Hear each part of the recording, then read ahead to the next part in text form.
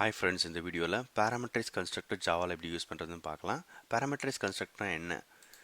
இந்த employee class பார்த்தீங்கன்னா இது வந்து டிஃபால்ட் கன்ஸ்ட்ரக்டர், உங்களுக்கு எல்லாம் தெரியும். parameterized constructorனா கன்ஸ்ட்ரக்டரில் சில ஆர்குமெண்ட்ஸை நீங்கள் பாஸ் பண்ணலாம், ஓகேவா? ஸோ இந்த ஆர்குமெண்ட்ஸ்லாம் நம்ம என்ன சொல்லலாம்னா கிரிட்டிக்கல் ஆர்குமெண்ட்ஸ், அப்படி இல்லைன்னா டிஃப்ரெண்ட் ஆர்குமெண்ட்ஸ்னு சொல்லலாம், ஓகேவா? ஸோ இதை பாஸ் பண்ணும்போது இந்த வேல்யூஸை நம்ம இன்ஸ்டன்ஸ் வேரியபிள்ஸில் அசைன் பண்ணலாம்.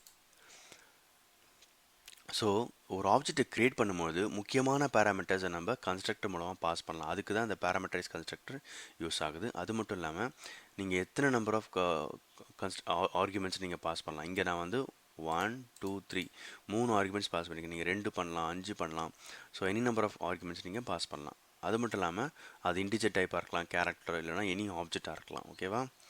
ஸோ நீங்கள் கேட்கலாம் எதுக்காக அந்த கன்ஸ்ட்ரக்டர் ஆர்குமெண்ட்ஸ் இருக்குது. ஏதாவது இப்போ ஆப்ஜெக்ட் க்ரியேட் பண்ணும்போது ஏதாவது டிபெண்ட் ஆர்குமெண்ட்ஸோ இல்லை வெரி இம்பார்ட்டன்ட் இம்பார்ட்டன்ட் ஆர்குமெண்ட்ஸை நீங்கள் வந்து பாஸ் பண்ணணும்னு நினச்சிங்கன்னா இந்த க இந்த கன்ஸ்ட்ரக்டர் நீங்கள் பாஸ் பண்ணி இந்த ஆப்ஜெக்ட் வந்து ஒரு கம்ப்ளீட்டாக கன்ஸ்ட்ரக்டர் ஆகிருக்கும், ஓகேவா? அந்த அந்த ஆப்ஜெக்ட் வந்து கம்ப்ளீட்டாக உருவாயிருக்கும் இந்த அப்படின்னு சொல்லலாம், ஓகேவா? ஸோ இப்போ அதை நான் டீபக் பண்ணி பார்க்குறேன். இங்கே பார்த்தீங்கன்னா அது எப்படி அழகாக அசைன் ஆகுதுன்னு பார்க்கலாம். ஸோ இங்கே பார்த்தீங்கன்னா இந்த 3 பேராமீட்டர் நம்ம பாஸ் பண்ணியிருக்கிறோம். அது வந்து இன்ஸ்டன்ஸ் வேரியபிள்ஸ்லாம் அசைன் ஆகும், ஓகேவா? இது இங்கேருந்து இது காப்பி ஆகும். ஸோ அப்போ என்ன ஆகும்னா நம்மளுடைய இந்த ஜான்ற ஆப்ஜெக்ட் வந்து அழகாக க்ரியேட் ஆகிருக்கும், எல்லாம் வித் ஆல் பேராமீட்டர்ஸ், ஓகேவா? ஸோ இதுக்கு தான் வந்து பேராமீட்டரைஸ் கன்ஸ்ட்ரக்டர் யூஸ்ஃபுல்லாக இருக்குது. உங்களுக்கு இந்த வீடியோ பிடிச்சிருக்குன்னு நினைக்கிறேன். தேங்க்யூ.